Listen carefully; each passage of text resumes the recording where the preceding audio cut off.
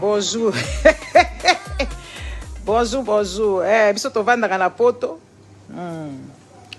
Tovandaka na poto, tozakala ba machine ndaku ya kusukola bilamba.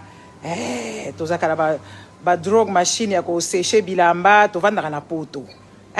Tovandaka na poto. Koko. Olobi baso batangi kombo na okosala okosala.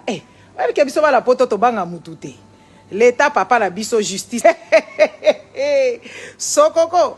Sokoko. Olobi batanga kombo na yote sokoko eza kombo na yote. N'est-ce pas? Sokoko. Ya sokoko. Ya sokoko koko. Oza makambo ba koko En tout cas bilope ba congolais vraiment. Est-ce que tu pourras za mutu riche vraiment? Place à telemi penza zo pesa pe mise en garde. Alobi ke soki mutu atangi kombo na ye, oye kokomele na nzoto na ye. Papa, wala za ba menace biso tozola ngombongo na justice ko menacer nga de mort. Le monsieur il dit avec son imbécilité il dit qu'il va faire quoi? À cause de l'incident diplomatique. Les amis, vous partagez la vidéo yo. To seka ya sokoko. Ya sokoko.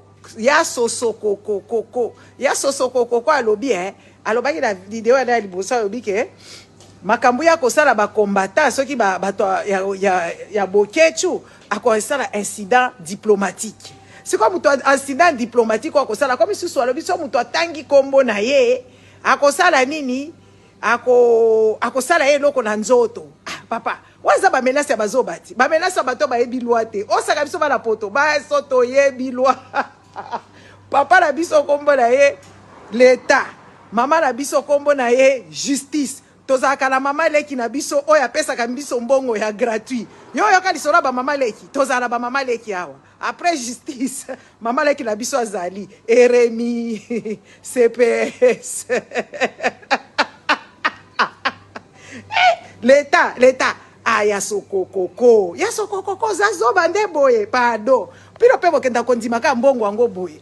Tono video lolenge boye penza. Azo mela sepeke na pesi bino mise en garde. Bito bele pato poto. Biso pato poto ta neti na minito. Na la machine na ndako.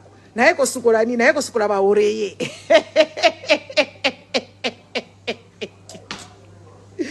Na seka nanwe bandeko. Neti ngabo. Na la machine na ndako. Na uti na ndaku na ngai na yeko sukola kaka ba oreye ya sokoko moi soki yo vi na we ya kirish o viva ngo ndenge nini ba oreye na we za ndenge nini la kisa biso mbetu na yo ya sokoko totala to eba ko joje yo tozwa joje maître. Partagez la vidéo ya sosokoko oza penza koko oza penza koko siko ngai na vanda na poto siko na zala lavar oyo na ye kaka po na moni bakuweto oyo na ba oreye ezwangata na ndaku na esikoyo soto epasite biso yo na kirishi na yo ozo representer rishi te place hotelemi ta ba fleur ya nani riche za na ba fleur artificiel te na ndaku riche za kandela ba naturel ba yaka ko posele na tongo nde ba riche ba viva bongo na tongo penza fleuriste ye aye ko déposer lo ba riche bozela lano la bima ki nanda ku tongo la tiata la belote mbebwe kauki nga bozela te ta déjà biso na tongo to sto la muki to tiki bana na ba classe to tiki bana na ba classe to yeko banda vie to yeko banda vie total ekalate na okendo tala makambo reine d'Angleterre na meni pe la belo ngota nema za ba bor na imo kwa bo iskizenga o ba bor ya nema eza na eloko ni na katia tumekanane eza eloko ya nema bomoni ata mwana ko sauver yo o ba couleur ndenge ni ya ba maquillage mais ça fait l'affaire. Excusez-moi, j'ai pas l'habitude de faire ce genre de choses mais la moni mbe bonangai eza ya kokauka pour to sukolika to vandi to latika jogging to la guerre comme la guerre. Bon, ya sokoko tozo expliquer au makambo. ya sokoko oyebi ke yo oza pauvre parce que vie na yo eza ya bariche te bariche nde basidika dokolo oyoki place so bayebi so sidika dokolo akufelaki wapi akufaki kosala plongeon yo ya sokoko okende kosala plongeon totika omona na poto te papa oya pe poto te yango ozoloba bilobela mais papa oyo boy excusez nga ya sokoko oh biso tosumbaka la ba toilette tina balavoir papa akangi toilette na ye po nini babétise elekaki awa toza awa toza na poto ya sokoko wazoba te wazoba makasi biso tovandaka na poto tala tosukola bilamba na machine bilamba ngo eza bilamba olata te eza ba oreiller ata Tshisekedi kutu asukola ba oreiller na ete basukolelaki yango te bakuweti bayebi na bango te ke sukwamaka tosa machine machine moko munene toche ba oreiller na bakuweti n'est-ce pas ya sokoko biso toyebi pasi te biso toyebi makambo ya kikoko ya kikusu te so kikuku na kikoso toyebi makambo na biso te tosukolaka la douche si pas la douche na salle de bain n'est-ce pas ya lona sokoko yo za risha ndenge nini sokokoko oza risha ndenge nini papa totuna yo nanu totuna yo nanu oza risha ndenge nini risho azalaka na bafleur tala cheka mwa vase moko boya bapauvre olo ya bashintok atiango na coin batie siko bafleur artificielle papa riche azalaka boye te riche avivaka na richesse omona mpenza chaque tongo n'est-ce pas na tongo penza fleuriste ayebi ke pas riche kingani tozo préparer déjà ba bouquet selon le climat selon le temps en tout cas ba Congolais bali makam topekisaka bino yango yoti boke kolokotela biso mutu azoba boke kolokotela biso mutu azanga mayele ya Laurent Sokoko ya Laurent Sokoko aza riche talaka riche est-ce que riche akozala na ba makambu ya azosala atelebi pe azotia bato en garde pa lobi akotia mbongo ne nage babomaka batu te makambo ba tirage à garde ezalaka te ezalaka te monsieur yakanga na olakisa ki riche petit po bakazaka pe olati yango te papa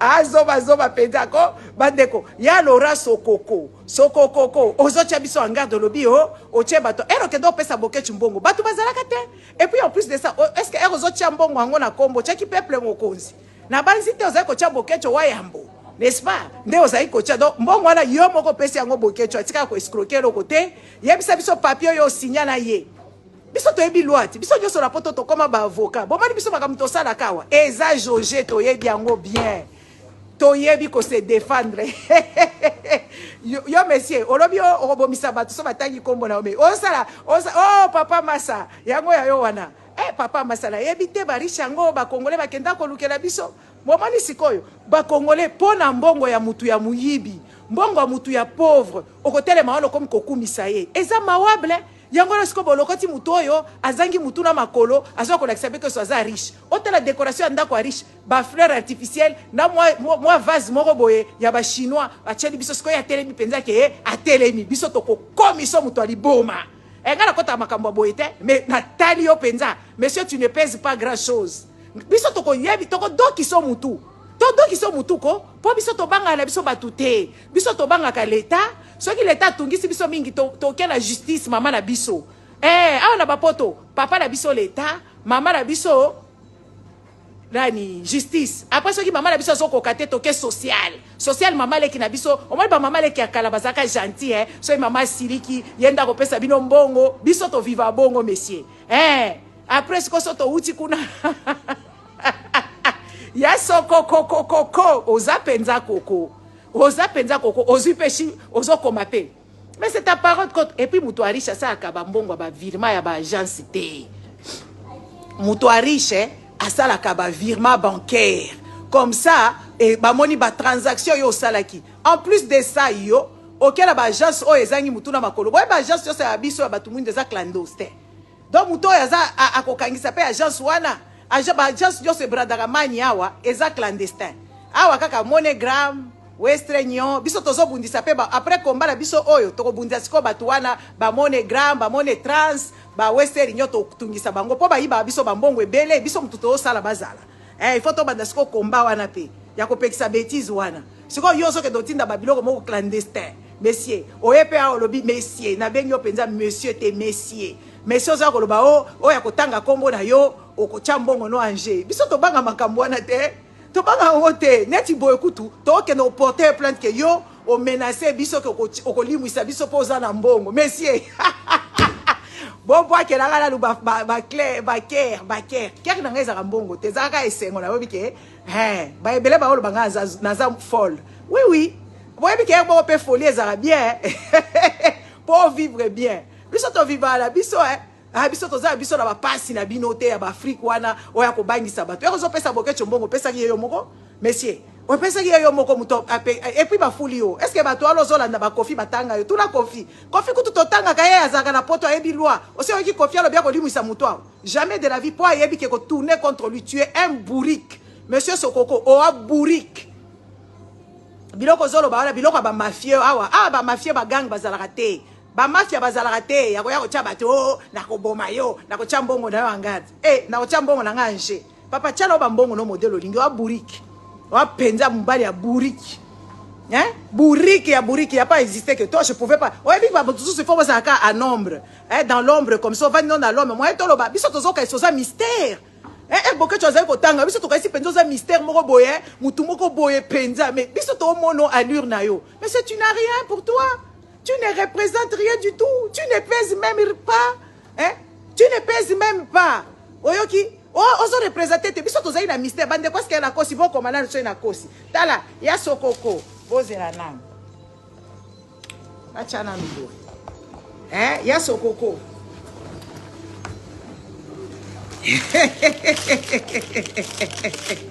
tala ya Sokoko biso to olia to mpona tongo bona ebi ke na umela moi awa na osala bilamba na umela awa déjà la yeko sala petit déjeuner. La salle petit déjeuner la ngai au menu croissant. Tout frais sorti du four. Ya Sokoko. Ya Sokoko. Tala, natongo sikoyo po mutu alia croissant na Congo, il faut za la mwana ya. Il faut za la Anthony Tshisekedi, il faut za la mwana Sama Kenge, il faut za la mwana Eliezer. Bake de osomba ngo basomba place na bango poko ya kala ezaki chantilly mikolo comme ceux qui peine de Dieu peine d'Iker et tout ça biso sikoyo mutu nyonso za la porter ko lia croissant kutunga na somba ngo pas boulanger ekutaka moi plus cher na ezaka moi ba 1 euro so ke na supermarché okutango ba 90 centimes ou bien ba 75 centimes sikoyo nga zo déjeuner na si na zo déjeuner croissant ta croissant croustillant tout frais on vient ba riche. Ya Sokoko. Ya Sokoko.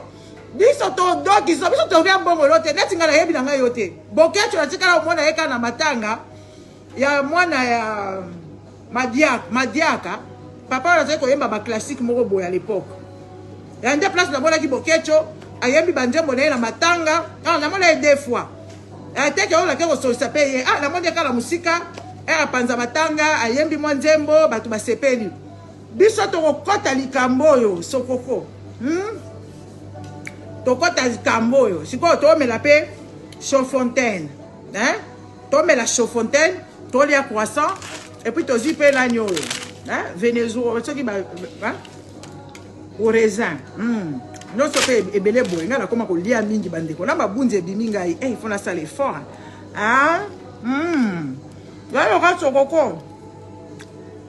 Laurent Sokoko nga kota makambo te mena opekisa yo po koko kabiso te biso to la milimo ela tarabiso ba salo yumbe tala ka Maserati so ya telemi modèle zo loba na yo otali petit momio na yo ko pousser na Luanda kuna to yebi basi bazalaka mais Sokoko tika na yo combat ozo sala ils a perdu d'avance kaka bato afati bazaka la bango ebelete na moni ba mama ya ba Suisse soki ba mambweni ba sepeli Bokecho tikala ko koloba est-ce que le Bokecho azo ko collaborer na Sokoko ezalaki un secret c'était pas un secret biso tozo kan c'est un mystère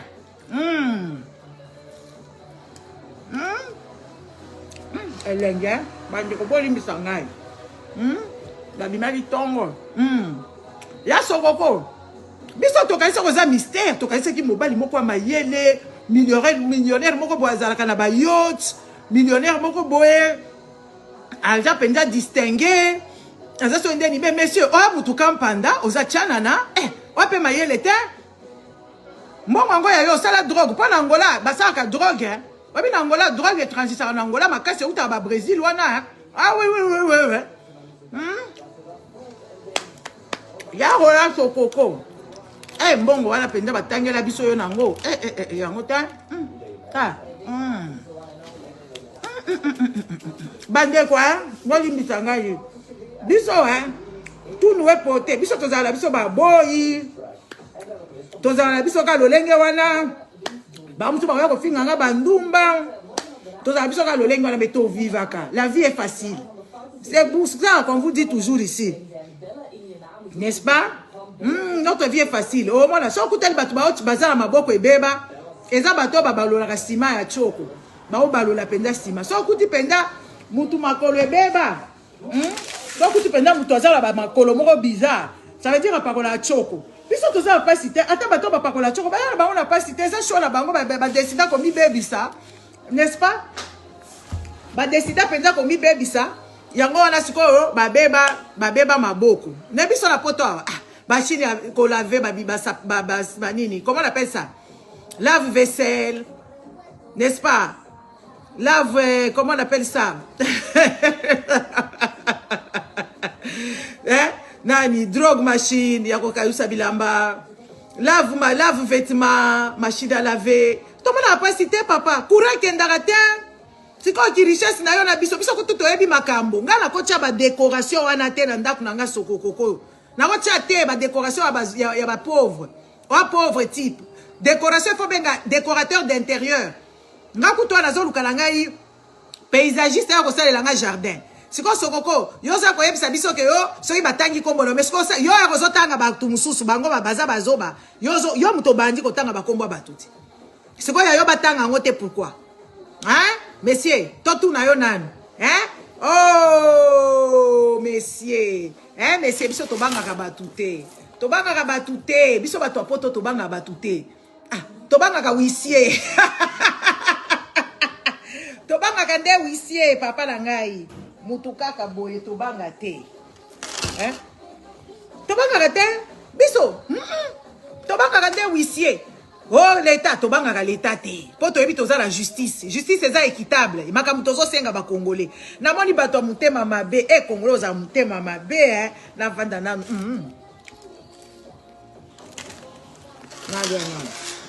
Hein?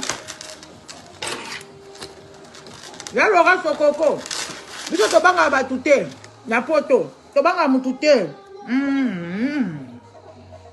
To banga mutute papa. Olobio ko bimalelo po loba makambu. Loba la yote. Tu sais que tu banga ka ete.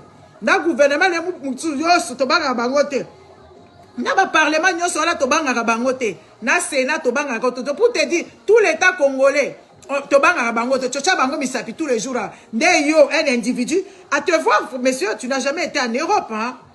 Tu n'as jamais mis tes pieds ici même au Portugal hein. Je ne pense pas que toi tu as déjà été ici.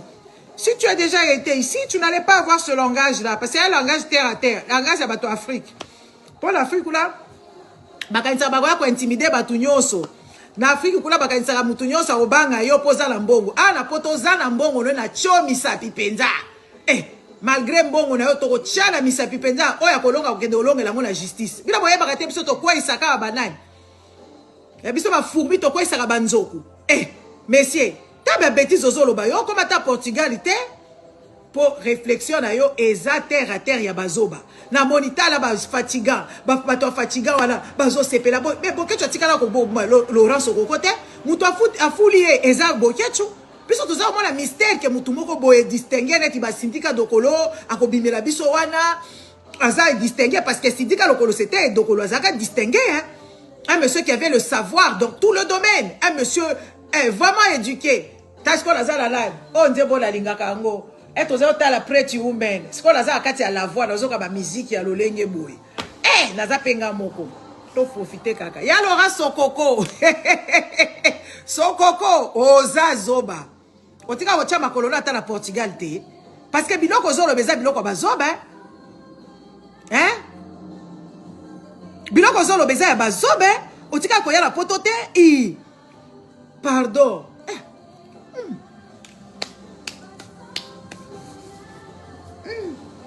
Yaka croustillant. Yaka tu comme ça ce que tu le cas. Tu l'as ba croissant la ba tongo boy. Hein? Croustillant. Maman faire. Ya Laurent Sokoko azazo batika uchama kona poto. Ya ebite ka biso la poto. Papa la biso l'état. Maman la biso justice. Mère na biso RNI. RSA. Ceux qui va mettre biso kuna toke kuna kolela maman lenkie. Maman justice a bobingai. Achanga la komi fichier bancaire. Na komi interdit bancaire. Maman lenkie a bandi ko ça la programme. Bon, il faut que l'on n'a pas fait. Il faut que l'on ait quoi HLM, hein? Coller la terre, hein? Tu as la solution. Maman la biso, maman leki. Biso to salaba, maman leki. Ah, maman fera. Biso to banda na poto. To liaka na poto. Biloko mundela liaka yango wana. Non, c'est la musique qui est ici, maman. La musique qui est ici. C'est pas grave. Si la vidéo disparaît, c'est pas grave. Et de toute façon, je suis pas monétisé. C'est qui fait que deux fois, en fait, ils vont mettre seulement le truc. Je vais écrire après. Hein? Ya Laurent Sokoko. Oza penda la mayele. Papa Willy. Tala. Là, ba venina nangai. Naolia. C'est comme ça, ma pauvre poto. Tolia ka ba croissant croustillant le matin. N'est-ce pas? Nalia nanou. C'est comme Laurent Sokoko a lobby, hein? C'est qui botangi kombo na ye. Ako chambongo ne na je. Laurent Sokoko, biso to chambongo na biso na jeté. Biso to kende na justice. To kende reporter plainte. Que ozo sala biso menace de mort. Ndeto sala. Yo ko chambongo no anje, biso to benga mama na biso justice. Akwa ko sisa biso ma solo oyo. Hein? Hein?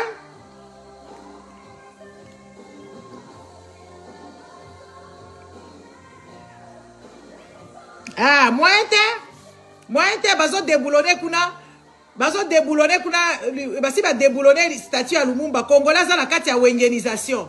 Tomoni ka jibe ya muibi ya bimi ke yaza musicien et koza la penda jour wana papa yoza muibi. Jibe mpiana tu es un voleur, tu as volé oui maman Nadia.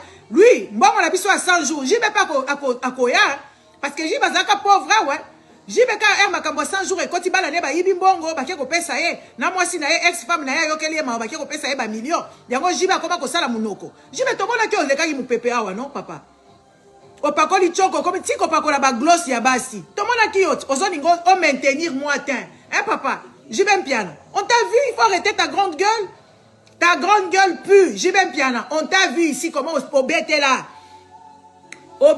qui awa Jibe, to moni yo modèle au bête là qui papa. Hein? Tika lo fundu to ebi mbongo na yo ba soraya ba yibi. Un papa malveillant, otindi ozui mbongo ba congolais ya muyibi, o bana no ba leka justice. Un papa comme toi, tu devais d'abord te cacher. Aux yeux de tout le monde, tes enfants qui sont encore, qui sont peut-être, elles sont majeures, mais elles ont encore tout leur avenir devant eux. Mais des voleurs qu'on les a traduits en justice. Non, les gens ba congolais comment bozanga soni. Congolais, comment bozanga soni boy?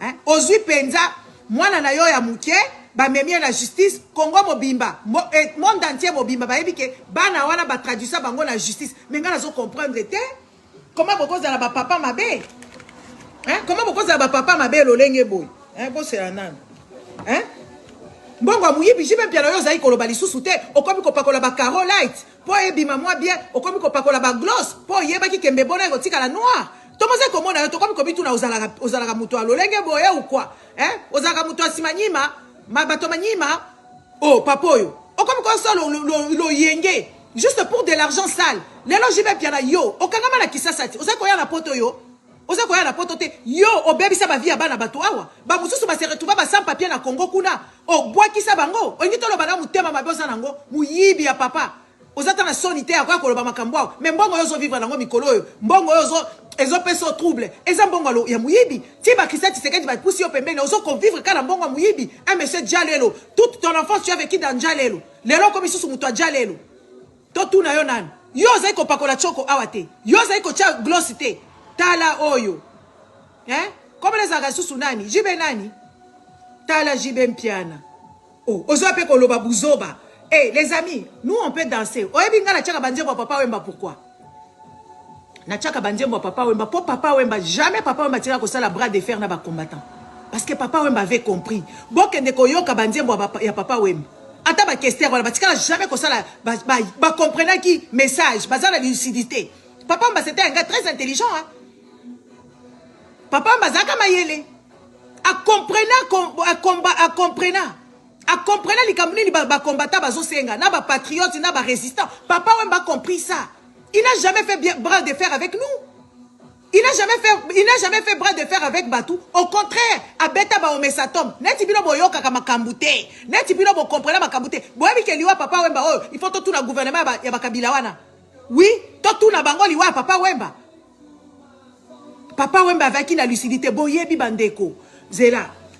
Na posta qui émission moko le kala qui lobby awa et pas Fabien. Un opposant rwandais, il est en train de nous rappeler même les histoires que nous les Congolais avions oubliées. C'est pathétique. C'est pathétique. Un opposant rwandais qui était ambassadeur, qui fut ministre dans son pays, aza opposé à Paul Kagame, azo rappelé biso makambo, biso ma Congolais makambo to bosanaka. Na makambo lobby biso to zo bosana.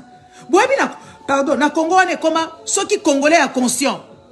O aligas abongisa ta bana quartier boyoke wana obandi kote ya bakuluna obandi ko koloba makambu o ezo sala ke batuba bazonga na nzela kalate babomi yo ba meurtre moko ezo le kanana kisasa wana bande ko boko comprendre te tous les gens conscients o baza penza de cœur na peuple o bazo comprendre pas si ya peuple o bi ke bazo liquider bango oh papa fils et quoi langa hein. Bazo liquide batukuna ya kosakana te bako saboter ata mutuka na yo ba bomi yo ba limbisio oke kote moko boke osala ta bilanga ke oui obimisa ba masangu baye bazikisi masangu. Les amis, ce pays là est asphyxié à niveau moko boko comprendre te eh chituka muyibi atia bala na ye o engala ko linga te mwana nga kende ko yiba na ko linga makambo wana te. Jamais de la vie. Eh, nga izalaka woni bala nyonso bazala baba bala mususu bazalaka neti nde mazaka maye azalaka mayele. Je musu toke na eka na magasin boye petit abenda penza azwa chocolat. Et tozo matala mutu kazo la kisanga mama chocolat yango na zui. Ngabina bazwa kate.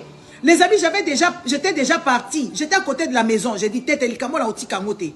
Pour ceux qui na tiki, organisa ke biloko nyonso ezala magasin il faut azwa. Na beta penza demi tour. Tozonga na magasin wana na ke koloba na kesi na lobi mwana nanga azui chocolat au bunti azui yango wana tofuta kite ala kisingai na moni ba nouel so babandi ko sekabi on a ça souvent. Je dis je le paye na bas to salier moral na lobi non tu peux pas prendre. Quand tu prends tu demandes à maman. Jamais mwana wana akota na magasin azui eloko avant que toi simba zo tuna maman je peux soko yebisi demain atiki. Comment ça se fait ma papa et ba congolais bandi maka muyibi yango bozo boko la bana miyibi bazo vivre muyibi makamnyo seza muyibi parce que bino boyebi côté la tolité mwana yibi mbala mbala liboso otiki mwana koyeba keza bongo eza ba message tala ba jibe wana zo vivre na bongo ba congolais à 100 jours yo pe oza la katiti yo pe fale kolanda mbanda na yo na kasho yo pe to kotia na kasho kolanda mbanda na yo bokozala na cellule voisine era mida kokota kuno zo kapenda ba osale biloko comme ça ko soit yo bien muyibi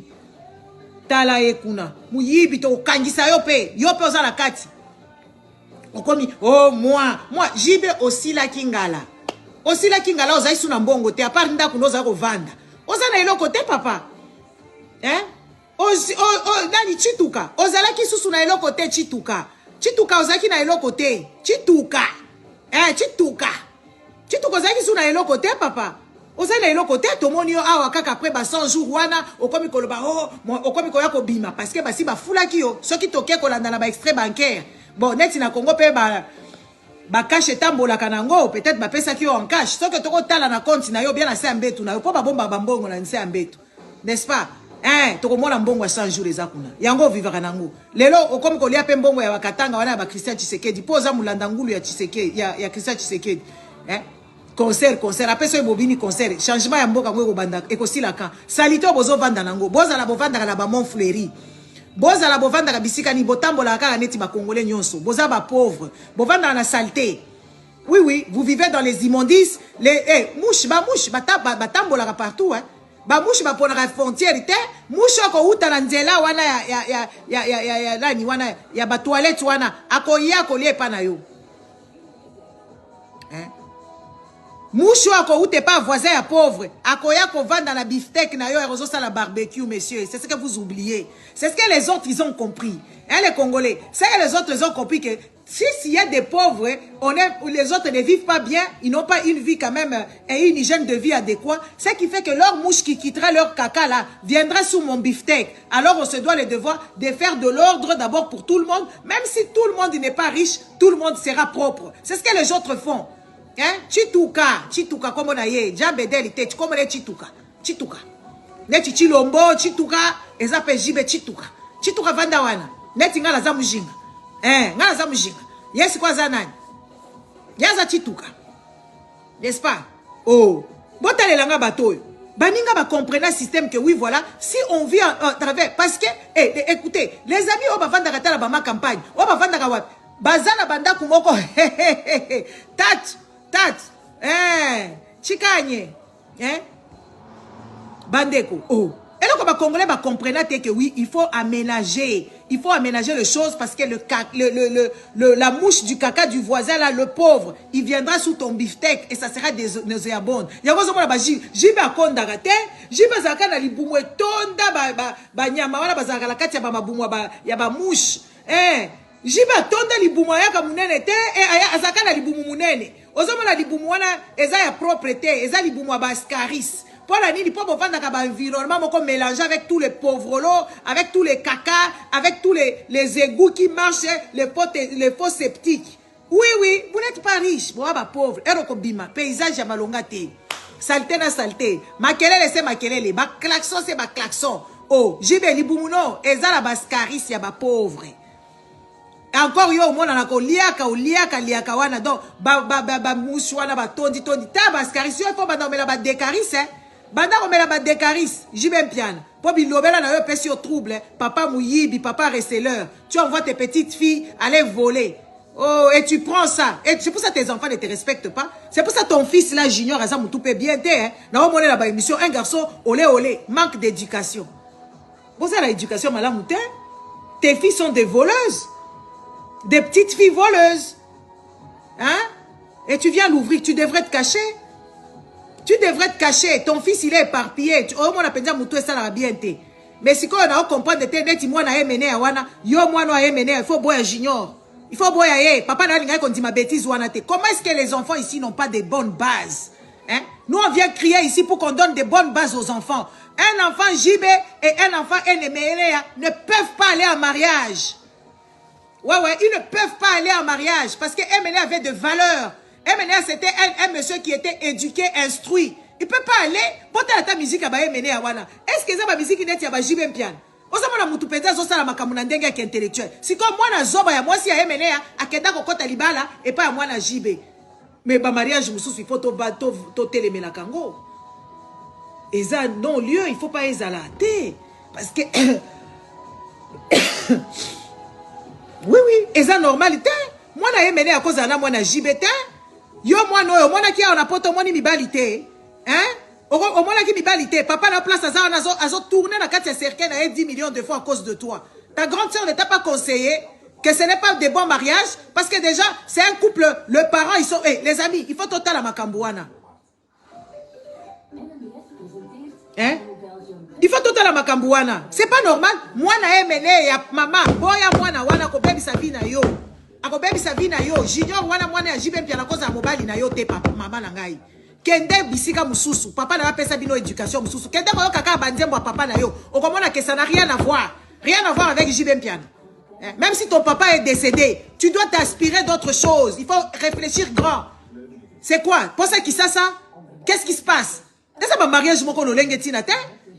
Bon vandi pe JBP ayebi ke azui moi mpv po ba to neti ba emene ya wana ba jibe ba zako bangela bango musika siko na minito ya robia na zui esprit et tout ça c'est manque de spiritualité. Il y a des gens qui ne peuvent pas se mettre ensemble. Il y a des gens qui ne peuvent pas se mettre ensemble. Moi na emene ya na moi na jibe mpiana ba koza la te.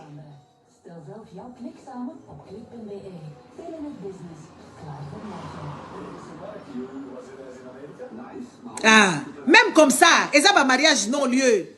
Bande ko fa botala ka place botika bana. Yango bozo mona ba botiki mwana, mobali moko boye, abandi ko yebisa mwana mo bande ko makambo ngala yoka kana ebite bino nyoso soke shoka ka bino boye. Bande ko fo boye baka ba famille bozo kotisa bana. Oui oui, faut to landelaka. Famille ni mwana nazo kende kokota libala. Na moni tonto wana bazo swana na mwasi na ye na TikTok. Azolo bana mwasi na yo na balaki yo awa. Ozaki na zemi ya 2 semaines. Toke kolongola yango. Mwasi yango pe lobi okosi. Parce ko swana. Okosi. Ngana sala ki dumba te ya lobi oui. Ba swana pe ba balancer yango. Eza buzz. Mais buzz alolenge nini wana. Est-ce que vous pouvez tolérer un gendre de cette catégorie là? Un papa comme JB Mpiana cause à la bokilo na yo. A cause bokilo note po atinda bana na ya basi batu nyonso ba protéger bana na bango abasi atinda bana na ya basi ba kende ko yibele mbongo ba memela ye mbongo azo ngo pe avec tout honneur et toute gloire et aujourd'hui commence à ouvrir sa grosse gueule, n'est-ce pas, qui n'est plus glossé parce que comme ko lia moi bien nyonso ezo kende bien papa o amu yibi eza ba mariage ebele bande konanga ceux qui moi na memeli yo mobali na poto awa il faut oyeba boko toye na nous famille on a boyeba eza famille ya lolenge nini éducation. Balobite na matière d'argent, matière de valeur, matière de moralité. Oui, moi je vous dis la vérité. Matière de moralité, pas en matière de richesse. Pas tel Laurent Sokoko alobi azana mbongo. Siko mwana na keko bala mobali neti, mwana Laurent Sokoko. Hein? Oh papa on a ko bima lisusu awa eko yebisa biso buzoba ke oui voilà. Aye Laurent Sokoko. Mwana Laurent Sokoko ozana éducation kaka neti ya papa na ye. Dans la minute, mais bientôt là, pas besoin de tika été. Si on a continué, besoin de tika été, à obandoro finga. Donc ça veut dire éducation et à Laurent Sokoko, ils ont malamouté. Ils ont malamouté. Donc beaucoup tika moi na bina keko bala kapo, balobi na bino kazala kana mbongo. Biso pe tozo mona awa, mbongo yango ezate. Il faut boye baka place moi na balobi na matière ya mbongo te. Ezala bato bazanga mbongo, bazala bango batu modèle wana be bazala moralité. Basé la éducation de base, papa, a sacrifié bon, on a la éducation. Le peu qu'il a, il sacrifie ça au service de ses enfants pour que ses enfants aient une bonne instruction, une bonne éducation de base. Bilo bokendaka kakota la mbongo, botal. Moi, na mené à cause de la jamais na moi na JB. Ça, c'est niada. C'est net. C'est vraiment calé. Et je le pense au plus profond de moi. Si ce monsieur-là était en ville, il aurait refusé cette relation-là. Ouais. Parce que papa, on a mené à Zara quand même na éducation. Azalaka instruit. Azalaka la logique na ye. Hein? Neti bana papa wemba ba baby sa bangwe pa mama Amazon. Bana papa wemba ba baby sa bangwe pa papa ya mama Amazon. Po papa wemba zaka kozala zala te, mama mabe atikala na ndako baby sa bana. Ti lelo oyo ba normalement bana wana il fallait bazala au four et au moulin. Ya kosala ba spectacle, ya komeka kosala ba comment kosala ba musée neti moi oh ya juin oh ezoya eza moro papa wemba kufi na juin awa il fallait ba telemisa kombo papa na bango e ba kende na ba tableau ya papa wemba ba kende na boy n'est-ce pas hein mais banango sans éducation ba vandi na bango nga na kobanda ko promouvoir makambo papa wemba hein na sengi bino penda ba jonyondo soki banani na banini oyo soki boye kotuna nga likambu to kokende pa mama na biso justice parce que bino bozolinga ko éteindre faire papa na bino bozolinga ko éteindre starmania papa na bino parce que mama na bino za éduqué mama na bino zoka kaka mboso a introduire pa Tshisekedi Amazon a ke kokote pa Tshisekedi azu eloko nini yepe ba kokoti se ko yemba les 30 mama Amazon okoyemba pe les 30 na kati ya stade du martyr. Yo yebite ke mobali na parcours monde akenda ba Japon ba tie bien na ba Tokyo ba bien na ba Osaka na ba naza maki soki na za nini machin ba yeba papa wemba kuna na Kazaki ba yebi papa wemba kuna yo ko se limiter place oyo yebi keza place politique parce que Amazon azakale ki amboso Tshisekedi ayambie ba pesi yo 20 000 ba pesi yo ata 100 000 yango mama ekosala lelo nini et ça les loni ça le côté et pourtant bozana ba œuvre ya mobali na yo bozana ba bilamba ya mobali na yo pourquoi bokoza maele était où sont les photos de papa Wemba où sont les clichés parce que papa Wemba c'était pas un bel homme hein? C'était un bel homme de corps mais du visage azaki pe na ba charme na ye moko boy mais au tali ba cliché sur papa Wemba même sur na ba vinyle wana ngala zo mona pas na biso ya papa Wemba ozomona que quelqu'un qui dégage quelque chose. Oui, papa, il était super photogénique. Il dégageait quelque chose. Tu regardes papa, Basoka Telemi, Abeti moi Babilo connaît boé. Ezaba art. Mais pour ça, Ndoki ou quoi? Moi, je me pose la question. C'est quoi cette mère indigne? C'est quoi cette mère indigne à niveau oyo? Hein? Ozo que de kolanda ba politique. Oyebi que Tshisekedi yako sauter. Si ko kolanda sous nani. Place wana mboso kozala sous wana te. Po mboso eza mutoto kotia na prison. Mboso neta kozala sous makasi te. Po mboso bandala Mobutu. Mboso akela Kabila père, akela Kabila fils, akomi siko na Chilombo. Mboso yeto kokanga ye kaka boye. Parce que ye eza peine perdue. Mboso ifo kokange kama boko boye, kotie scotch na munoko to vandi siye. Era billet to pesiye avandi. Parce qu'il ne vaut pas la peine. Au lieu de promouvoir l'œuvre de autre chose, n'est-ce pas? Ozo kende kolanda ba politique. Maman za ba langage moko ya ba mal éduqué. Non, côté à papa bakunda ba pesa biso 1 hectare, mais mikande ici la te, mais maman, yeba que 1 hectare wana soki politicien mususu ya zo ba ye akope otola. Non maman, eza ba biloko mususu, il faut qu'on la prévoyant. Faut pas être avec les politiques. C'est qu'on vous défend, vous les musiciens, vous n'avez pas encore compris. On défend aux gens de s'associer au truc là parce que ce sont des gouvernements malfaisants. Ce sont des gouvernements qui sont voleurs. Ils font beaucoup de mal. Mais là, bino bozo kende ko s'afficher na bango, biso kanda na biso ezo mata parce que on vous parle ici, vous ne voulez pas écouter. Et vous n'avez pas compris les messages. Ba musicien mususu ba telemela makambu. Mboka na bango esi kwama. Ba Afrique du Sud wana ti ba musicien ba mindele ba Johnny Claire, tozo mona bango bazo yemba ba Asi Bonanga, bazo yemba ba makambu ebele wana. Pona nini? Pona ko libérer Afrique du Sud. Ba Miriam Makeba, tomona katiba mususu ba Alpha Blondy bazalaka wana. Okuto akufala kidube. Eza batu o bazalaki tozolo bana bino teke o boke de koyembela biso bozalaka ka bo se dissocier na batu wana, bolo baka vérité. Parce que bokota ka ba interview na bino, bolo baka vérité te. Boko kumisa ba gouvernement, boko lo ba makambo eza malamu, au lieu même de se taire. C'est ce qui nous dérange. Nous, ce qui nous dérange, parce que vous n'êtes pas des vrais patriotes, parce que votre voix il porte grave. Vous pouvez changer les choses. Oui, mais vous avez tellement peur. Oui, vous avez tellement peur de dire la vérité parce que vous contentez de miettes. Et pourtant, boza la ba œuvre d'art na bino, ba droit d'auteur na bino, ba kopesa bino. Boza ba zoba. Yango tozo bisa bino, biso to kofuta bino ba droit d'auteur. Bota la ba bato bazo kufa. Bato théâtre. Mususu akufi en accouchant. Est-ce qu'une personne, Tomola qui awa, Mususu a outai kokufa koni, soki, maman YouTube a outai kokufa soki Angelica. Awa sko, oh, fi wala Mususu a kufi, eza manque de soins. Manque de soins ou manque de dépistage à maladie songolo. Maladie, na lobi sida te. Sida na Afrique, ba yebi ango, ba sala ba test bien, ba test, ba laboratoire ezali. Azaki peut-être na maladie moko boye, oh, bazo eba ko détecter ango te, a kondi azo kokate. Maladie nyo se kondi saka mutu. N'est-ce pas? Ezaka ka sida mutu kondi saka mutu. Ba maladie belle kondi saka batu, ba thyroïde kondi saka batu, ba cancer e kondi saka batu, ba maladie belle zaka ka sida tende ko si sonzoto. Congolais ozana ebo. Siko mwana mwasi wana akoka kozala peut-être ata na cancer ya colon. Akoko ko développer ta cancer à estomac. Mette net eza dépisté te akolia ndenge nini. Akozala makasi ndenge nini. Bino makamunyo sezaka ka sida, makamunyo seza sida. Non, ce n'est pas normal. Oh mususu auti kokufa na zemi en accouchant. Est-ce que c'est normal une star qui meurt comme ça en accouchant en couche? Biso biloko wana tozolo ba yango wana te. Wapi mama di mama? Pourquoi kende ko bota na hôpital ya mama di mama te? Boyebi bandeko. Hôpital ya mama ni mama, batu bazalaka kuna te. Batu bakoma kokima parce que ba soin eza bien te. Basala ka soit disant ba kisi na bango moko, basala ka makambo ebele kuna, n'est-ce pas? Oh, ya mukolo aye. La cabindaise, ya mukolo. Na la dio na tongo, tu as raison. Mutoko bela, maladie mususu, mais akondi. Bino eloko bangi saka bino na Congo wana ezaka ka sida. Ah, les amis, sida za lango problème te. Eloko bomisaka batu na Congo et bomisaka batu moralement na sida parce que ba discrimination. Soko yebi kaka état sérologique a muninga zaka na sida et comme bosimba kopo na yete. Bo asala boyete ye kutu ali na sani na ye akotike la bino te eloko ebomaka batu ebele na Congo yango wana discrimination soko yebi muninga na kotonga tonga mais normalement sida wana pote bomaka mutu te na sida ebomaka mutu te soko za dépisté ozomela bakisi na yo et puis bakisi yango koma pété po bolandaka te Congo lo liko s'instruire te bolandaka te ba journée mondiale ba sida boyoka évolution makambo ya sida et puis soko yo yebi ke balali yo bien te tolo bala bino kaka po ngala ha kolobaka nyonso bo excusenga na vandi machine ngeza ko tourner na temps na au moins 1 heure.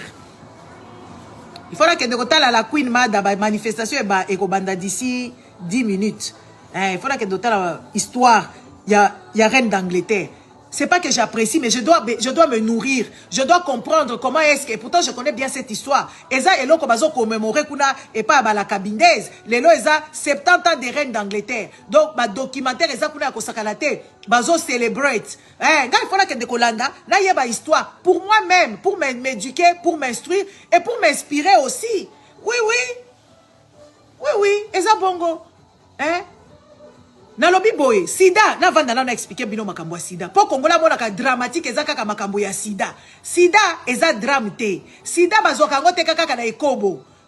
Oh mama jo alobi bato ebele. Ah, bato combien biso nyonso ya moko to mi pesa sans préservatif, oza sûreté, OK kuno komi ko déprimer. Soko lali na mutu oyo monike. Soko lali na mutu oyo yebi sérologie na yete ke azalaka malade, azalaka porteur et tout ça. Tu peux aller à l'hôpital, bako pesa yo kisi. Bako peso kisi moko boye dans les 78 heures pour arrêter que on développer sida te. Bino ba congolais de boye ba kamakamute. Oui oui, eza na kisi o eza plus dans le milieu hospitalier. Ce qu'on a doute en cas de viol. En cas de viol, en cas de doute, au cas que de l'hôpital au lobby, ah, ngana lali na mutu moko boye, na moni peut-être que aza cause à la maladie ou quoi que ce soit. Bako peso kisi moko dans les avant 78 heures on développer sida te. Boye ba kamakamute. Vous connaissez pas les choses, Moutoyer. Il faut dans l'Obamalène. Vous connaissez pas les choses. Sida. Sida, mindele, silisa sida ngala. Moutoua sida vivaka normal. Avant dit 30 ans, 40 ans, leki kutu yo. Yo zanga sida. Hein? Yo zanga sida, moutou moussou koya penza zana sida na ye. Toeba ba Magic Johnson. Moi, la moi, si moko boye. Charlotte Veandre. Allô? Hein? Valandré, Charlotte Valandré. Moi, na wana zwa sida na 23 ans. Lelo a comme na 53 ans. A comme et puis yé ba greffaille de cœur. Azo qui peut maladie à cœur, ba longo lié mutema, bazui mutema mutu mususu. Azo vivre za na 53 ans. Eza bato sida ba bota ka sans que moi na bango za la contaminé. Le problème, il faut seulement juste se faire dépister. Il faut connaître son état. Po ba congolais balingaka makambu ya nini te. Mutoyer na loba doucement. Congolais yeba ko se faire dépister te. Au moins na soki ya zui yango alingia kabela batu mususu. Boyebi pourquoi bo vivara te? Boyebi pourquoi bino bo vivara te? Bino bo vivara te parce que nga oh monsieur nde musala na sala kano. Nazo sala ngo na ozela ba client ba ya. Boyebi bino ba congolais boyebi comment boyeba ko vivre te. Yo soko za na sida okomi koyoka kanda okende ko contaminer baninga. Non non non non non non. Nde place yo ko zo ba microbe. Nde place okoma na ba problème ebele. Soko zui sida vandanan. C'est vrai que mentalement, psychologiquement, c'est lourd à porter ce genre de choses parce que on nous a raconté des histoires, on a vu les gens mourir avec, c'est compliqué. Soko zui sida vandanan. OK pas ba professionnel ba médecin, OK pas ba psychologue. Bo sololi ba koyebisa yo ke boye ba ko remonter yo et pas ba mama Joel ba kutu ba futa ba to sida mbongo ebele ba bondela bango makasi et pas ya Queen Mada ba futa ba to sida makasi ba futa bango mbongo ebele yo siko soko zui yango boye ozo ba ko se maîtriser te ozo ba ko se maîtriser te obandi ko kabela batu nyonso siko yo zo kan sozo kabela mutu nyonso azaka pe a contrat ka sida te po bino botanga ka te. Bino botanga kate ebele botanga kate boyebi ma développement et le côté mutu nyonso pe ezana bato bazaka na ba virus bazana ba globule blanc ya makasi ata lali na bato sida ozo angote surtout en Afrique surtout ba Masai parce que sida te et puis yo oko lokota ba microbe soko za na sida comme ko lala na basi OK boyo lali OK boyo na lali ozo lokota ba microbe mike yango eko boma yo avant. Oui, oui, sida ko bomayo avant pozo kende ko la na basi mususu o bazana ba microbe na bango songolo boye ozo kende ko contracter ngo. Soko za na sida oza na vie na yo hygiène ozo lia bien, ozo mela bakisi na yo bien, ozo landa makamuno bien. O kozala kutu détectable te. On ne va plus détecter même le virus là-bas. Tu seras une personne porteur sain. Tu portes oui, on vous dit la vérité. Oh, Congolais, soko zui sida eza agréable te. Mais ce n'est pas non plus la fatalité. Essaye de te conduire correctement. Et puis faites vos dépistages. Si tu as toi poto, ok, que ça là dépistage na yo. O yebi. Et mieux c'est ceux qui ba yebi avant bakopesa bakisi avant et okokoma na ba stage ya ba sida te sida ezalaka o contracter virus HIV na expliquer bino nga za mwana médecin na lati sikoyo oyo eza blouson ya savoir nga mwana médecin biso papa biso éduca biso makasi yango nga mama Gisèle na sensibiliser bino awa makambo ba cancer ba utérus ba cancer ya bassin nga mo na sala ba biloko wana ngamo na sala ka biloko wana biso sida wana na ndako na biso mama na biso akolisa biso azaki asalaka na banque de sang bandeko mama na biso mukonzi ya banque de sang mama na biso azaki kosala na banque de sang aya ba poto ba formation ya ba sida wana et puis mama na biso aloba awa après chaka mama na biso après chaka ya kosaka te ngala monétiser page nanga kala te na ko monétiser ngo na nkope na kanai na monétiser ngo te ngana yaka pola mbongo te na yako fungola bino mutu mama na ngaza azaki infirmière cadre ya banque du sang mama na nga mama abokolanga donc biso ba biloko wana to yebi yango ba avortement ba boye to zako ya penza papa la biso ye penza na vidéo ache chanka bovandi wana bozo la kisabino ki tala avortement neti basala kango boza la prudent boza la boye oh les amis biso ba kolisa ngai connaissance na ngai uta Afrique. Ce que je vous raconte ici, ça vient d'Afrique. Connaissance n'a pas en Afrique.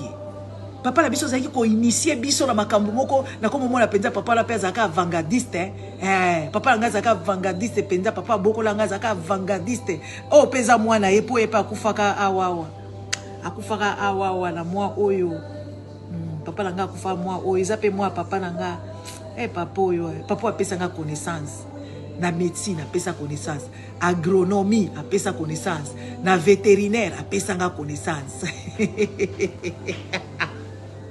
bonjour papa langa pesa nga grande connaissance papa langa bobo kela papa langa bakere médecine apesa lesa biso biloko papa la biso lesa biso biloko médecine akosakana te après sikoyo atoke na ferme agronomie alesa biso biloko oh, qu'est-ce qu'on a fermé à bilanga agronomie après qu'il a besoin de médecine vétérinaire zaka ya banya ou te na bamboa vétérinaire zaka na bangulu na ba lapin na ba soso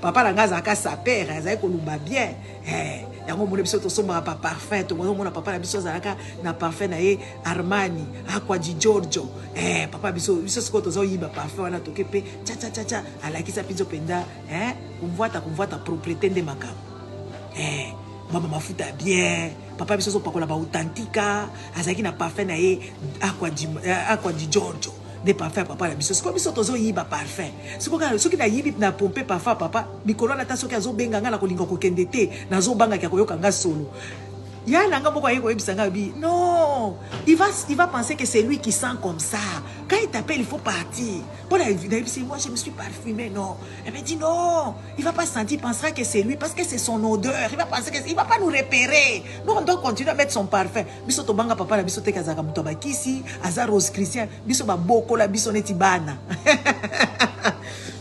biso ba boko la biso bana penda to sape makambo bobwana bokoti po botali gauche à droite chambre eza polele ya papa okoti penda ke tia yango la to koma la ba passion oyebi penda okota penda la parfumerie oui faut to yebisa biso ba indika biso surtout ça ba tout mususu te éducation de base ezali to sala pe mo ba erreur na biso akimwana mon papa na uti musala beta no bobeti penda karaoke oza moi papa nanga kufa ki pe na juin bon c'est la vie c'est la vie na so yebisa bino makambo ya sida oyo bandeko soki omoni ko lali na mutozo douter ozana ba doute te kende ko se dépister avant les 78 heures kende ko se faire dépister avant les 78 heures kende kuna na hôpital soki ba moni ke papa ba ko administrer ki sumoko boye ki si wane ko sala ko développer sida te après un mois ozongi batali ezate oboni na ba hôpital ba erreur pesa la komona pe infirmière pe ko sala malaga ko sala mégarde moko boye ami chubi eloko ya muto sida ki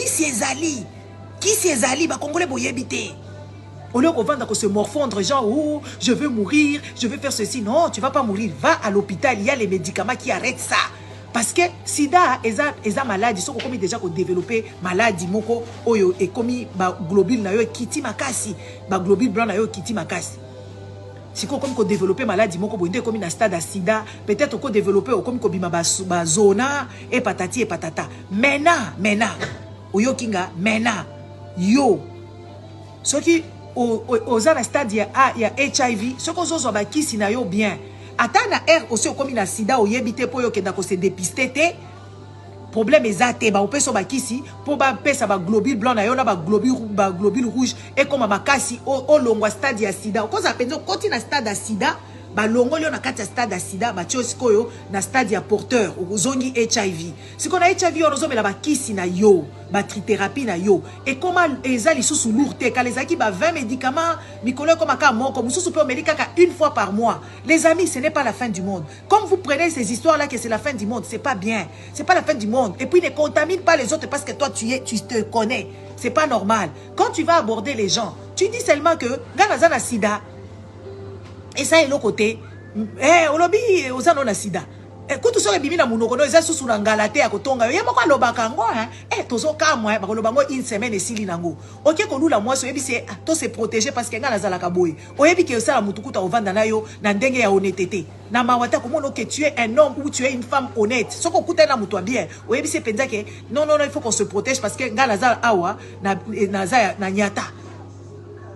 Il faut qu'on se protège, il faut qu'on ça là dépistage na yo pour que tu ne me contamines pas et patati et patata pour yo ngala plus ce qui yo na sida, la personne qui a le sida, la personne est plus vulnérable de contracter n'importe quelle maladie, maladie amike wana et comme elle est ngando et comme elle est belé. Tu vois, yango wana mobile wana pe fois que ko sala ta oza nango te, il faut sala ba test na yo belé, so ko sala ba maladie vénérienne, ba maladie à modèle wana ou je ne sais pas quoi, tu dois aussi. Les amis, c'est pas parce que oza na sida vina we baby hein. C'est pas parce que oza na sida que yo okobota te, hein, okobota na yo. Mais omiyeba nde, omiyeba. Et puis bino batu bofinga ka batu sida, yo sidatique, eza nango insulte te, eza maladie. Ngana yebi ba bébé mususu bazwa. Po bino botala na yebisa bino na yebite bato boyeba bato ba viva moi bien. Boyeba bien bato bazaki na moi ko yeba makambo. Boyebi Starsky et Hutch. Ezalaki film moko policière. Soki Starsky akufaka na nini? Moi na akufa na nini? À l'époque ancienne, boyeba siko makambo na yebisa bino. Boyebi Starsky et Hutch. Boyebi Starsky et Hutch. Na yebi Starsky et Hutch. Est-ce que boyebi l'histoire de l'un de deux? Moi quoi kufaka na sida, moi sina landi na sida. Bazwa ki yango wapi? Bazwa ki yango na perfusion sanguine. Tu vois, imaginez ngai, na koko pas Willy. Moi je suis une petite fille qui traînait trop dans les pattes des gens qui connaissaient les savoirs. Moi, j'étais une petite fille qui voulait comprendre les choses. Gawana Bampari, Machinazo, Tanga, Histoire, Starsky. Et tu as la série, oh, c'est triste. Starsky, oh mon Dieu. Baola qui sa procédure. Magic Johnson. Allo, bango kala. Magic Johnson, ça a la vie, t'es-il le lot.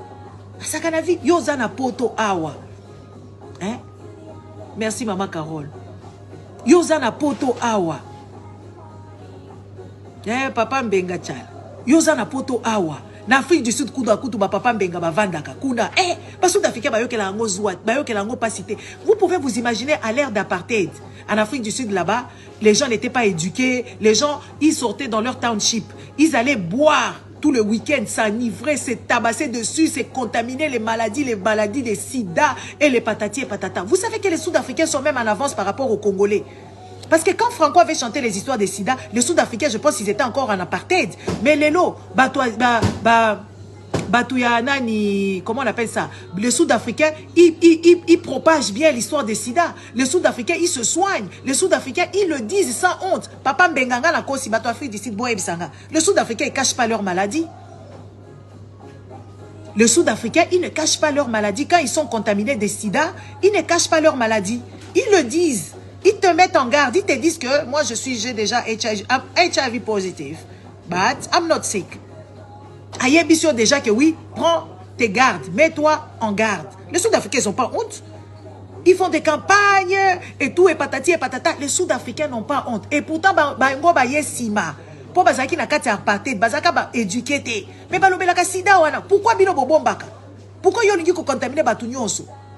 Bon, bino pe pourquoi bo discriminer ka batu sida? Bayebi soso muto ameli na kopo na sida d'atikali atikeli au sida.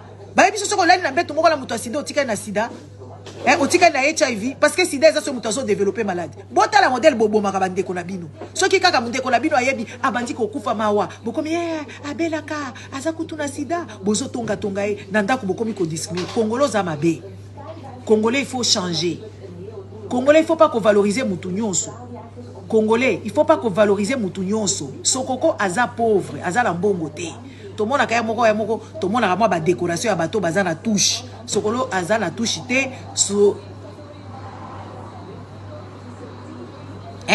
Aujourd'hui, le taux a diminué. Avant l'Afrique du Sud, c'était le pays sidatique. Et puis les sida, là, c'était chez les Noirs.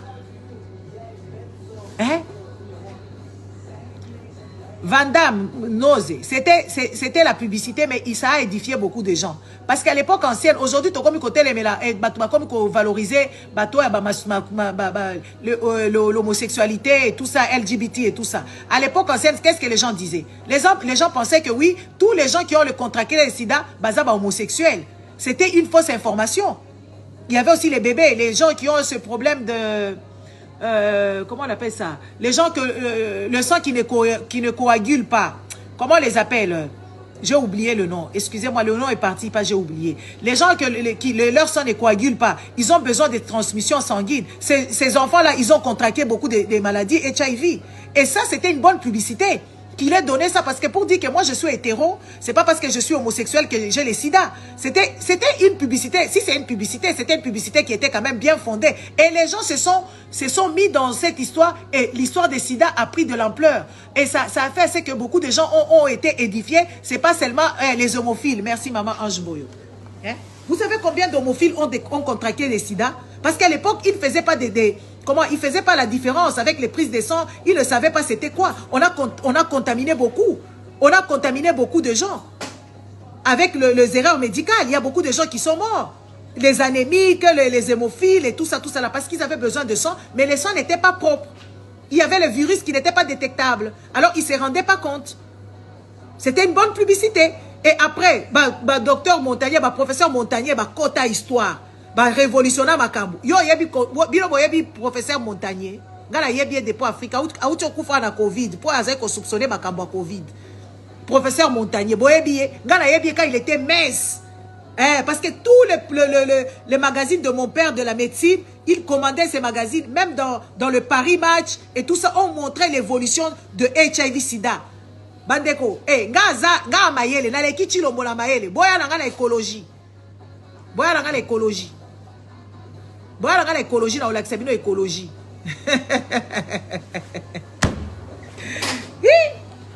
Boya ka boyete awa. Boya ka boyete savoir et vanda awa. Ngamo okutu na comme moi na comme moi na penza la bi Gisèle ba comme nous sommes bimsa. Moi je m'écoute si j'ai rien à faire ou quand je repasse je m'écoute, je me dis Gisèle ozamayele bato ba finga nga bozaka bazoba. Excusez-moi madame, le dérangement, j'édifie les gens. Non, ça va. C'est pas grave. Peut-être vous avez besoin, ma fille me dit silence. Peut-être vous avez besoin de silence.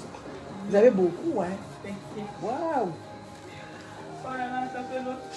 J'ai travaillé beaucoup, j'ai passé dans les cimes à la maison et là je ne saurais pas faire avec. Non, à la maison, comme ça va te perdre le temps. Tu vas perdre beaucoup de temps parce que tu dois attendre une machine. Il faut faire chaque semaine. C'est beaucoup. C'est pas facile avec eux. J'ai fait 3 petits. C'est pas évident. Ils ont alors beaucoup de vêtements. Parce que s'il faut garder autant sale, ça veut dire qu'il y a beaucoup qui sortent. Je dois les faire sortir. Il faut trier. Sinon, ça va pas. Moi, je suis venue laver mes oreillers et la couette. J'ai fait une grande machine. Parce que j'ai les repassages qui m'attendent, ça me terrifie là-bas à la maison. Bon, les amis, donc on partage avec vous les savoirs. On partage. Donc moi, je suis venue ici sur la toile. Beaucoup de gens ne savaient pas. Il faut vous dépister de toutes sortes. Ma papa a 50 ans. Beaucoup de personnes qui ont examen à colon. Parce que mingi ce cancer-là de colon, ça touche plus. N'est-ce pas? Ça touche plus le monsieur. bokende pe ko se dépister prostate na bino. Prostate c'est un organe. C'est comme un cancer, cancer du prostate. Et ça cancer, comme un organe, il faut se faire dépister déjà ceux qui n'ont pas 45 ans, ceux qui n'ont pas 50 ans. Ça dépend d'un pays à un autre. Mais il faut ça la test, il pas urologue. Bon ça la test, wana boké pas médecine interne, batalibino pe votre côlon est comment et tout, n'est-ce pas? Il faut qu'on la kango pour éviter ce genre de choses. Quand quelqu'un maigrit, c'est pas parce que ou quand quelqu'un meurt, c'est pas parce que monsieur Wana ou madame Wana avait les sida. À plus ou moins 40 ans, papa Mazaloubi, plus ou moins 40 ans. C'est comme nous chez les femmes aussi, le cancer de sein, il faut aller se dépister à 40 ans déjà, ici en Belgique. Je ne sais pas, ailleurs à Londres, je ne sais pas, c'est tôt, parce que en Angleterre, là-bas, ils ont vu qu'il y avait des jeunes filles qui ont développé le cancer du col de l'utérus avant l'âge. Alors en Angleterre, ils donnent ça, Maman Josoko Zakaka Awa, peut-être tu peux nous donner cette information, ils donnent ça plus tôt. Ils donnent la possibilité d'aller se faire dépister plus tôt. Allez vous faire dépister, vous allez éviter beaucoup de dégâts. Allez vous faire dépister. Quand vous couchez avec une personne dont vous n'avez pas utilisé les préservatifs, vous pouvez aller à l'hôpital, expliquer votre cas. Ils vont vous faire des tests. Ils vont vous donner ces médicaments qui feront assez que, parce que toutes ces histoires-là, ça coûte cher à l'État. Net biso batova dans la poto ya sokoko. Écoute, rabiso cher, l'État a foutu la rabiso babiloko wana. Au lieu l'État peut savoir trithérapie wana, eza qui c'est la cher. L'État ko préféré akata maladie wana. Yango bomona ka bapesa biso ba dépistage parce que l'État lingité a foutu la yo ma cancer. Cancer boyebi ko se faire soigner ka cancer du sein eza combien? Plus de 200 000. Plus de 200 000. 200 000 euros que l'État va débourser de sa poche. Est-ce que vous imaginez? Et l'État veut assez que les gens vivent sainement, que les gens n'aient pas de maladies. Vous comprenez? C'est pour ça que l'État de l'Europe fait ce genre de choses, la sécurité sociale. La sécurité sociale, l'État le fait, mais l'État veut déjà avoir des gens qui sont sains. Bateau, bazar, la maladie. C'est pour ça qu'on nous donne l'opportunité d'aller se faire dépister. Et quand tu vas te dépister, plus tôt tu y vas, mieux c'est. Parce que quand on déboye, et si c'est lié aux métastases, et comme on la liwa, ok, na palliatif. Ou bien comme ça traitement et qui va être trop lourd. Vous voyez, donc il faut aller vous faire dépister. N'ayez pas peur. N'ayez pas peur de vous faire dépister les femmes. Allez vous faire dépister du cancer du sein. Allez vous faire dépister qu'on fasse la frottis pour la cancer et col d'utérus. Allez chez les gynécologues, basa la besoin examen à côté là ovaire, y a côté la makambo belé. Allez vous faire dépister. Allez vous faire un check-up général, genre pour voir votre état de santé. Pour voir votre état de santé. Plus tu sais que tu commences une maladie, même le traitement sera pas lourd, n'est-ce pas? Parce que quand tu as déjà, ça fait des métastases et que ça devient lourd, et même tes traitements seront lourds, et que peut-être même si tu vas t'en sortir, ça va te rester des stigmates. Vous comprenez? C'est pour ça qu'il faut vous faire dépister. Chaque année ici en Belgique, c'est gratos d'aller se faire dépister, d'aller faire les mammographies, d'aller faire les frottis. Allez faire ça, soyez vigilants. Soyez vigilants les gars. Biso sokoko, biso tozala ba vigilance ya makamususu, ba bêtise non wana biso toni koyoka ngwa wate. Ozoyoka.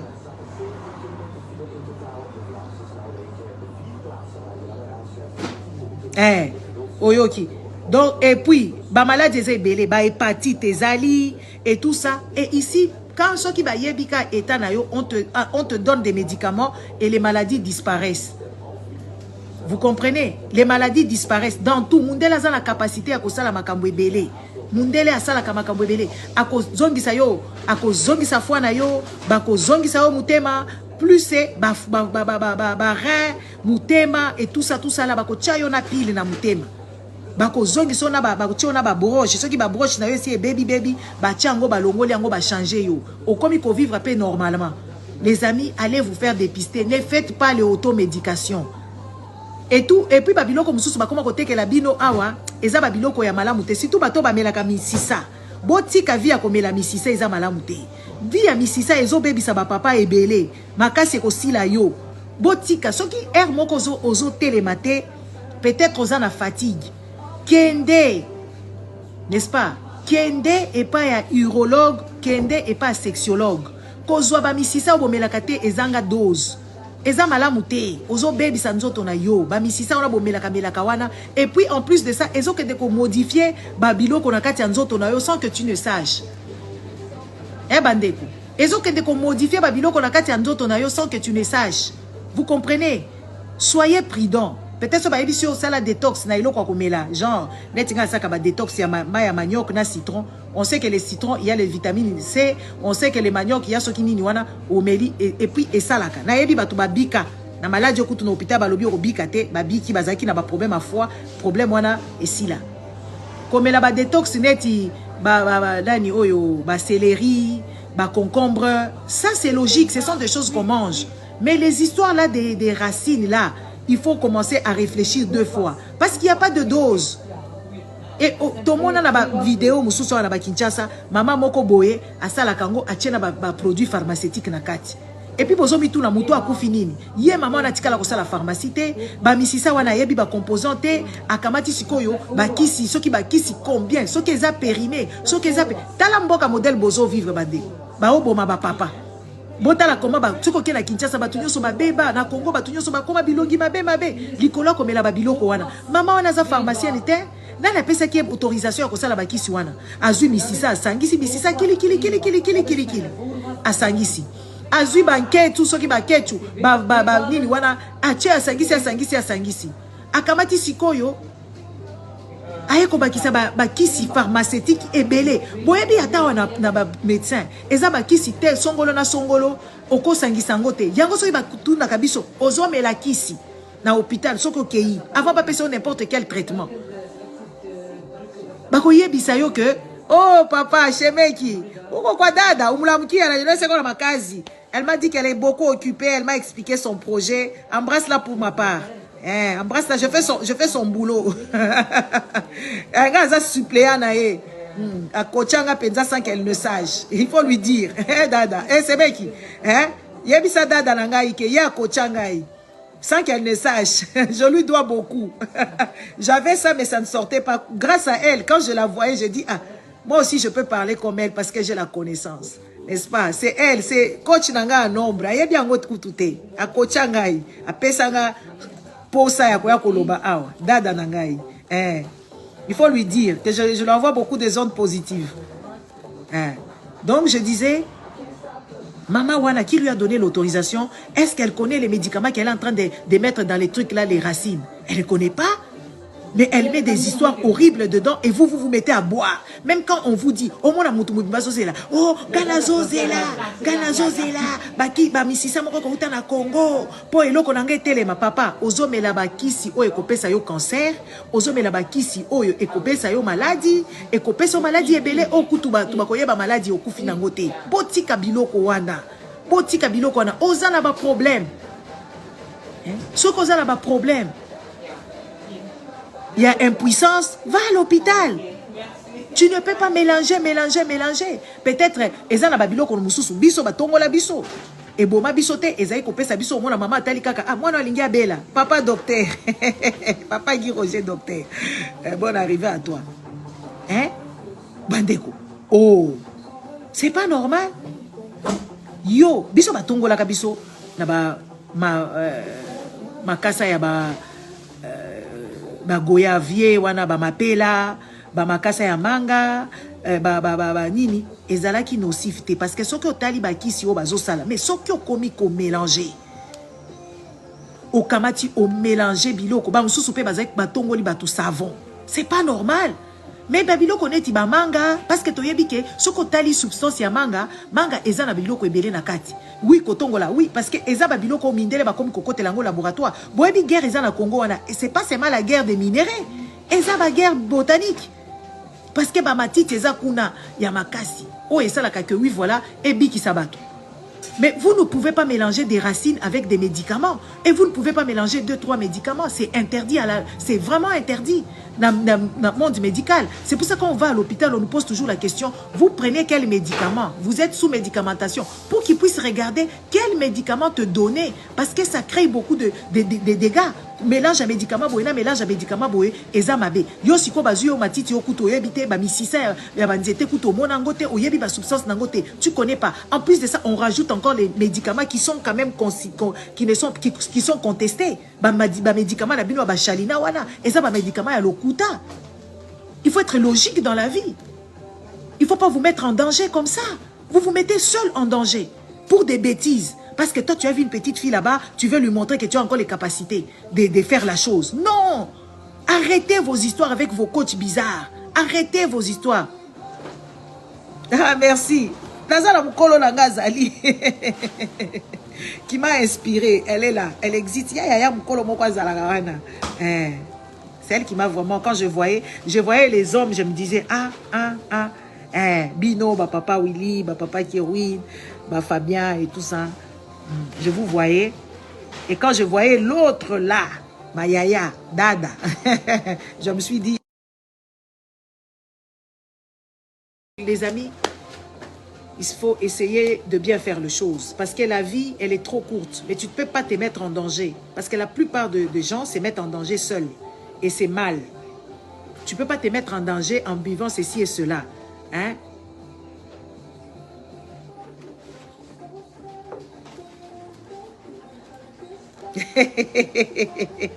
C'est gentil. Hein? Merci papa héritier. Merci à vous tous qui étaient là. En tout cas, ne vous mettez plus en danger. Allez vous faire dépister de n'importe quelle maladie. Les HIV, hein? Déjà, le virus de HIV, c'est pas mortel. C'est juste, il faut savoir son état sérologique pour se faire soigner, pour se faire prendre en charge. Le plus tôt, c'est mieux. Dans toute maladie, plus tôt tu sais, mieux c'est. Vous comprendre. Bokende kosala kaba test na bino, botika automédication. Botika bimela mela o ezo utaba Congo wana, ba osangisa bino ba kisi ya ba chalina, ezangi mutuna makolo. Il faut poser l'attention. Ceux qui biloko ngo ebikisa ka batu, pourquoi ebikisa ba congolais kuna te? Pourquoi ezo bikisa Tshisekedi ye morote? Hein? Ceux qui bakisi wana ba mama wana basala bakisi, pourquoi bazo kende koteka lango Tshisekedi te ebikisa? Donc arrêtez des aventures comme ça, surtout si vous êtes des gens qui sortez. Si tu es un intellectuel, même si tu ne sors pas, tu connais quand même les méfaits de ceci et de cela. Essayez d'être un peu à la hauteur. Arrêtez de vous tuer couteau à grand feu. Parce que beaucoup de gens là-bas, ils ne vivent pas au-delà de 60 ans. Au moins, il y a 50 ans, il y a 40 ans, c'est pas normal. C'est parce que vous vous tuez seul. Déjà toxique. Oui, boire comme les Congolais boivent là-bas, les Aguènes, toutes les bières bizarres que vous buvez là-bas, les Skoll et patati et patata. En plus de ça, au Kamati Lisusu, n'est-ce pas? Au Kamati Susu Banzete, au Meli Likolo. Après, au Meli Susu Bakisi, Mususu Likolo. Ce n'est pas normal. C'est pour ça que vous mourrez jeune. Arrêtez vos pratiques-là d'automédication. Arrêtez ça. Il faut arrêter vos histoires là-bas. Hein? Arrêtez vos histoires-là de penser que oui, voilà, au Meli Bamisisa, au Meli Baboy. Mais ce qui oyebi ke misisa wana na yebite. Mais pour kenda kuna déjà ba pesi biloko moko na milangi. Hygiène na milangi wana ba pesa kabino eza douté ba kenda kolokota milangi wana ba tuba bwaka ki yango déjà ba stériliser yango te, ba désinfecter yango te, ba kamatika ba skola yango na mai ya salité lisusu o eza na ba biloko ezaka na ba mai et tout ça. Bo meli lisusu. Après ça, il faut arrêter votre vie là, c'est une vie qui n'est pas saine, ce n'est pas normal. C'est comme des malades mentaux. Oui, c'est comme des malades mentaux. Arrêtez vos vies là bizarres. De boire tout ce qu'on vous présente sans savoir ce qu'il y a dedans. Bois de l'eau. Tu bois déjà l'alcool. Tu fumes déjà. C'est déjà nocif pour toi. Et tu vas te rajouter encore d'autres problèmes que tu ne connais même pas. Tu vas laisser tes enfants. Hein? Tu vas laisser tes enfants. Je vous laisse ici. Moi, je vais m'occuper. Je vais sécher. Et puis, mon téléphone va tomber l'eau bat. Et je dois rester éveillé. Parce que j'ai encore peut-être encore 30 minutes ici, ce qui combien. Parce que ma machine veut s'arrêter. Et tout ça. Yo sokoko, ne viens plus jamais. Moi aussi, je te mets en garde. Sokoko, je te mets en garde. Ne viens plus ici nous menacer que tu vas nous faire disparaître avec ton argent qui n'en vaut pas la peine. Commence déjà par décorer ta maison et aller te faire éduquer. Parce que tes blagues là que tu es en train de faire là, nous, ça ne marche pas avec nous. Nous, on a peur des personnes. perds des personnes. Tu fais très attention, Sokoko. Fais très attention. Comme toi, tu nous menaces, nous aussi, on va te menacer. Nous, on va te menacer avec la justice. Parce que biso to se rendre à la justice, biso mon côté. Tu as mis place à la justice. Biso to banga l'État. Tu respectes. Ko banga l'État peut être au salon de côté. Oyebi ki ko boaka papier wanate, oyebi ki ko boaka canette wanate, oyebi ko bebi samboka te. Oyebi ko yiba mpako à l'État te. Biso to banga l'État na lolenge wana. Après ce que l'État tungisi biso mingi, allez, token na la justice. Nous, on n'a pas peur des petits bandits comme toi. On n'a pas peur de toi parce que tu es un petit bandit qui n'en vaut pas la peine. Maintenant, va faire ce que tu as à faire. Tu menaces les gens parce que tu as l'argent. Tu es taré. Toi, tu connais les gens qui ont l'argent. Hein? Yo, oyebi batu bazana mbongo, yo sokoko yo. Oyebi batu bo bazana mbongo. Yo za pauvre. Batu pauvre de ba koloba batu bazana mbongo. Tala ndaku na yo, taba kazaka, tala éducation. Mutu moko sans instruction, zo bazo. Ozo ape koloba, ozo loba na banani yango yo. Yo, oyebi biso to zoka ba autorisation ya ba marche. Oyebi modèle biso to tola la raté. Yo, oyebi modèle batu ba komaka ba lettre yo, zoba. Ok, de l'oba makamba buzuba. So na yo ki yo lisusu na oyela yo. Na yo elosko na ndenge ya bien nango. Pas jouer avec les gens, hein. Au revoir les amis. Bisso, le 4, il faut aller contester. Le roi de Belge est en train d'aller au Congo. Il n'a pas le droit d'y aller là-bas, le roi de Belge. Parce que le Congo ne vaut pas bien. Le Congo n'est pas bien géré. Il n'y a que des malfrats qui sont là-bas. Ici en Belgique, ils ne volent pas autant.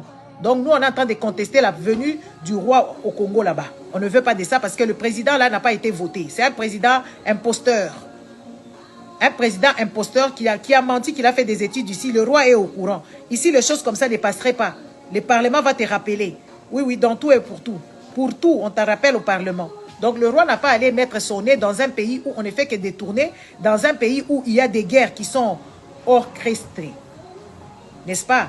Par le pouvoir en place et par les pays voisins. Il va faire quoi là-bas? Le Congo est en guerre. Kagame a déclaré la guerre, n'est-ce pas? Le roi, tu vas aller faire quoi là-bas? Ici, dans ton pays, tes enfants sont instruits. Le gouvernement fonctionne correctement. L'État est là. Chez nous, l'État est inexistant. Avec des malades au sommet de l'État qui ne faisaient que détourner des millions.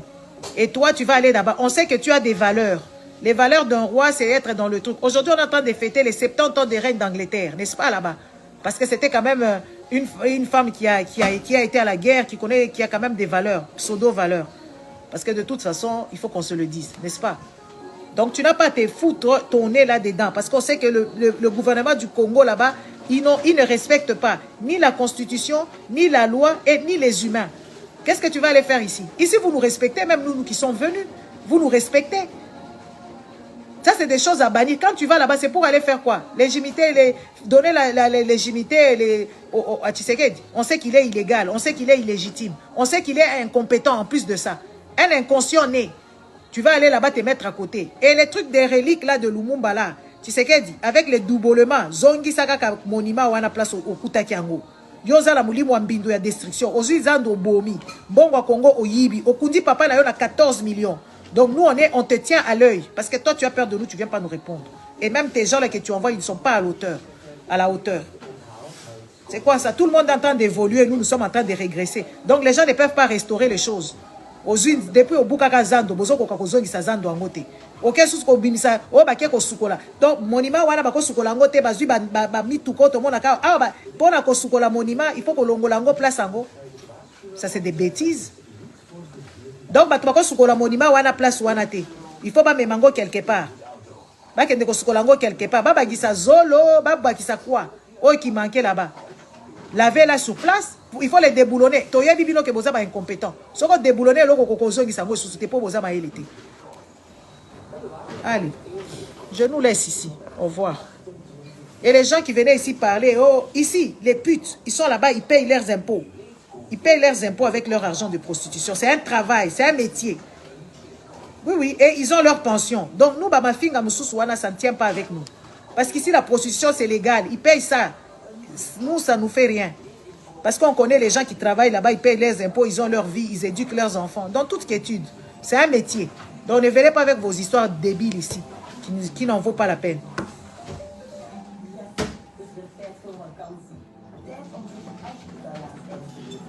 Ah, papa Maza, il faut qu'on bête donc tu manifester dans la place royale.